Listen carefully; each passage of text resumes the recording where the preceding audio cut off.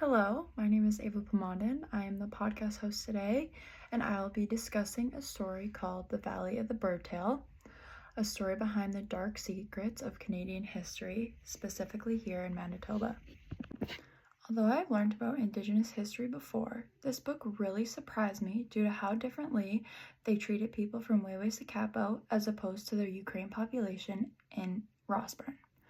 The residential school system in Canada, which removed Indigenous children from their families, represents a dark chapter in the nation's history.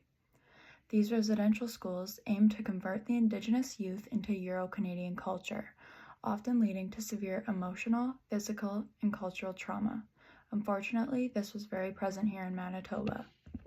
We can see this present within the Valley of the Birdtail, when they would police the Indigenous community from Wew'suwet'en, but settled the West with European farmers and Ukrainian descendants in Rossburn.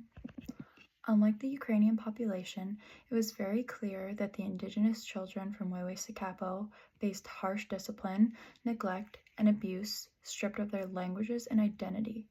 These long-lasting impacts of these schools have devastated multiple Indigenous communities around the province, contributing to disconnection from cultural root, which we still see and are working towards today. If the Indigenous people were treated fairly, the nation would be profoundly different.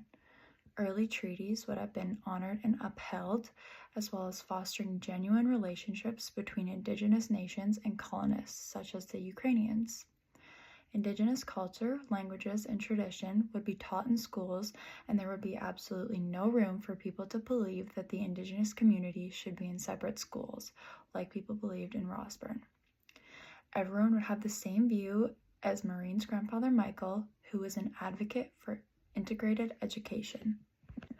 The Indigenous community from Wew'suwet'en would not fear passing the Valley of the Birdtail to go to Rossburn, and Canada as a country would be a much more peaceful place with no dark history. It was very refreshing to see a new leaf turn with Troy's father Nelson. He came from a Ukrainian immigrant family and believed that hard work led to success in a new country, and that others should be able to do the same. Because if he didn't come from Canada and he can work to get a job, then why can't the Indigenous population?